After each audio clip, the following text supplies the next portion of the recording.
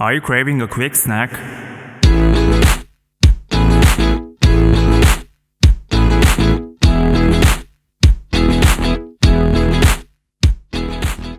First, preheat your oven to 200 Celsius or 390 Fahrenheit. You're gonna need a nice fatty cheese. I use cheddar this time, but you can try any other you prefer. After grating the cheese, spray the parchment paper with grapeseed oil or any other one with high smoking point.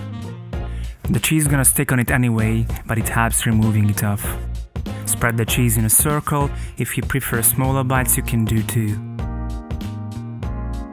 When your oven is ready, it takes about 8 minutes. After taking it off the oven, transfer it onto a chopping board or something heat resistant and let it cool down a little bit. With a spatula, remove the parchment paper. If it sticks too much, then just spray some water on the paper. Then just slice it just like a pizza.